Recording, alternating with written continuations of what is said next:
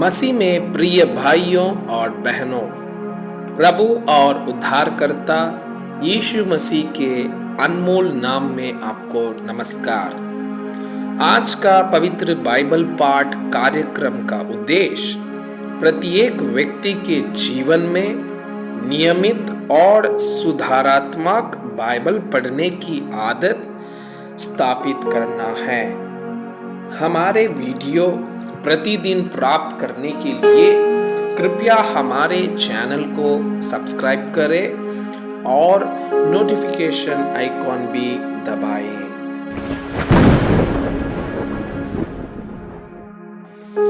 आज का पवित्र बाइबल पाठ उत्पत्ति के पुस्तक अध्याय 42।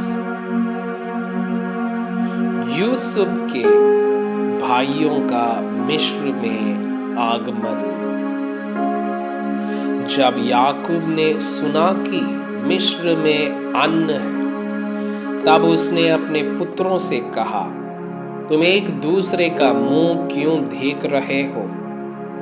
फिर उसने कहा, मैंने सुना है कि मिस्र में अन्न है, इसलिए तुम लोग वहां जाकर हमारे लिए अनमोल ले आओ, जिससे हम न मरे वरन जीवित रहे। अतः यूसुफ के 10 भाई अनमोल लेने के लिए मिस्र को गए। पर यूसुफ के भाई बेन्यामीन को याकूब ने यह सोचकर भाइयों के साथ न भेजा कि कहीं ऐसा ना हो कि उस पर कोई विपत्ति आ पड़े। इस प्रकार जो लोग अनमोल लेने आए, उनके साथ इस्राएल के पुत्र भी आए, क्योंकि कनान देश में भी भारी अकाल था। यूसुफ तो मिस्र देश का अधिकारी था और उस देश के सब लोगों के हाथ वहीं अन्न बेचता था। इसलिए जब यूसुफ के भाई आए, तब भूमि पर मुंह के बल गिर के उसको दंडवत किया।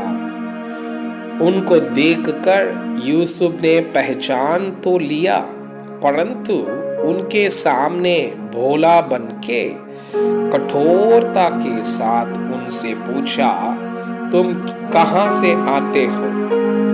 उन्होंने कहा, हम कनान देश से अनमोल लेने के लिए आए हैं। यूसुफ ने अपने भाइयों को पहचान लिया, परंतु उन्होंने उसको न पहचाना।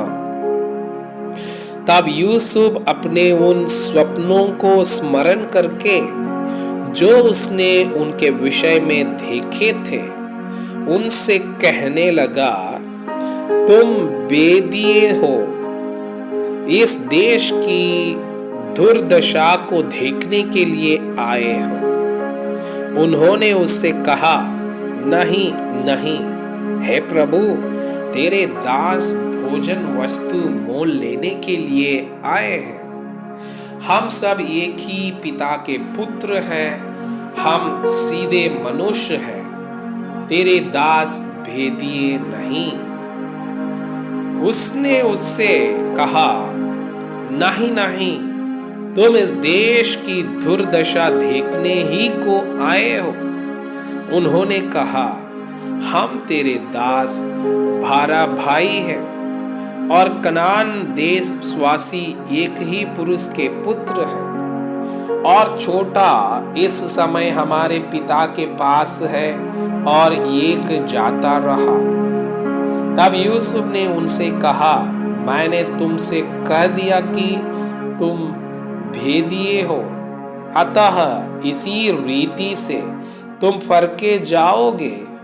फिरौन के जीवन की शपथ, जब तक तुम्हारा छोटा भाई यहाँ न आए, तब तक तुम यहाँ से न निकलने पाओगे। इसलिए अपने में से एक को भेज दो कि वो तुम्हारे भाई को ले आए और तुम लोग बंदी रहोगे। इस प्रकार तुम्हारी बातें फर्की जाएगी कि तुम में सच्चाई है कि नहीं। यदि सच्चे ना ठहरे तब तो फिरौन के जीवन की शपथ तुम निश्चय ही बेदिए समझे जाओगे। तब उसने उनको 3 दिन तक बंदी गृह में रखा। तीसरे दिन यूसुफ ने उनसे कहा, एक काम करो तब जीवित रहोगे, क्योंकि मैं परमेश्वर का भय मानता हूँ। यदि तुम सीधे मनुष्य हो तो तुम सब भाइयों में से एक जन इस बंदी गृह में बंधुआ रहे, और तुम अपने घर वालों की भूख मिटाने के लिए अन्न ले जाओ और अपने छोटे भाई को मेरे पास ले आओ। इस प्रकार तुम्हारी बातें सच्ची ठहरेंगी और तुम मार डाले न जाओगे। तब उन्होंने वैसा ही किया।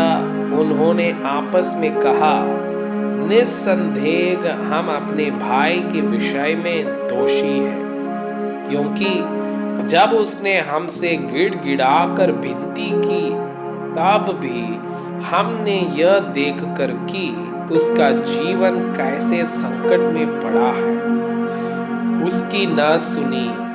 इसी कारण हम भी अब इस संकट में पड़े हैं। रूबन ने उनसे कहा, क्या मैंने तुमसे न कहा था कि लड़के के अपराधी मत बनो? परंतु तुमने न सुना। देखो, अब उसके लहू का पलटा लिया जाता है। यूसुफ की और उनकी बातचीत एक दुभाषिया के द्वारा होती थी। इससे उनको मालूम न हुआ कि वह उनकी भोली समझता है। तब वह उनके पास से हटकर रोने लगा। फिर उनके पास लौटकर और उनसे बातचीत करके उनमें से शिमोन को छांट निकाला और उनके सामने उसे बंदी बना लिया। यूसुफ के भाइयों का कनान लौटना। तब यूसुफ ने आज्ञा दी कि उनके भोरे अन्न से भरो और एक जन के भोरे में उसके रुपये को भी रख दो। फिर उनको मार्ग के लिए भोजन वस्तु दो। अतः उनके साथ ऐसा ही किया गया। तब वे अपना अन्न अपने गदहों पर लाद कर वहां से चल दिए। सराय में जब एक ने अपने गधे को चरा देने के लिए अपना भोरा खोला, तब उसका रुपया भोरे के मुंह पर रखा हुआ दिखलाई पड़ा। तब उसने अपने भाइयों से कहा, मेरा रुपया तो लौटा दिया गया है। देखो, वह मेरे भोरे में है। तब उनके जी में जी न रहा और वे एक दूसरे की ओर भय से ताकने लगे और बोले, परमेश्वर ने यह हमसे क्या किया है? तब वे कनान देश में अपने पिता याकूब के पास आए और अपना सारा वृत्तांत उसे इस प्रकार सुनाया। जो पुरुष उस देश का स्वामी है, उसने हमसे कठोरता के साथ बातें की और हमको देश के बेदिए कहा। तब हमने उससे कहा, हम सीधे लोग हैं, बेदिए नहीं।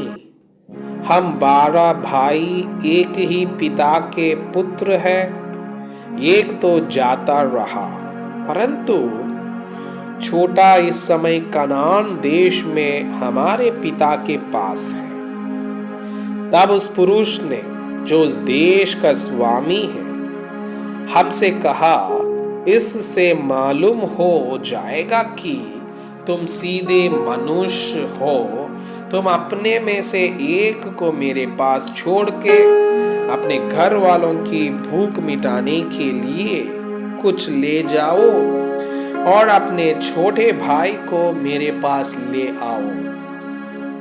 तब मुझे विश्वास हो जाएगा कि तुम भेदिए नहीं, सीधे लोग हो। फिर मैं तुम्हारे भाई को तुम्हें सौंप दूंगा और तुम इस देश में लेन देन कर सकोगे।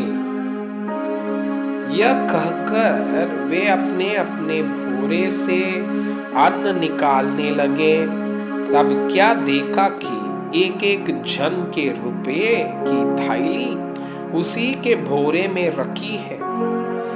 तब रुपये की थैलियों को देखकर वे और उसका पिता बहुत डर गए। तब उनके पिता याकूब ने उनसे कहा, मुझको तुमने निर्वश कर दिया। देखो, यूसुफ नहीं रहा और शिमोन भी नहीं आया, और अब तुम बेन्यामीन को भी ले जाना चाहते हो। ये सब विपत्तियों मेरे ऊपर आ पड़ी है। रूबन ने अपने पिता से कहा, यदि मैं उसको तेरे पास न लाऊं तो मेरे दोनों पुत्रों को मार डालना। तू उसको मेरे हाथ में सौंप दे, मैं उसे तेरे पास फिर पहुंचा दूंगा। उसने कहा, मेरा पुत्र तुम्हारे संग न जाएगा, क्योंकि उसका भाई मर गया और वो अब अकेला रह गया है। इसलिए जिस मार्ग से तुम जाओगे उसमें यदि उस पर कोई विपत्ति आ पड़े, तब तो तुम्हारे कारण मैं इस बुढ़ापे की अवस्था में शोक के साथ अधोलोक में उतर जाऊंगा। मैं आपसे यह अनुरोध करता हूं कि कृपया आज का बाइबल पाठ को अध्ययन करें और जिन वचनों के द्वारा आप प्रभावित हुए उसे अपने कॉपी में लिखें और आज दिन भर इस वचनों को अपने जीवन में अभ्यास करें। परमेश्वर चाहता है कि आप उनके समान सिद्ध और पवित्र बन जाएं। परमेश्वर आपको बहुताई से आशीष करें। आमीन।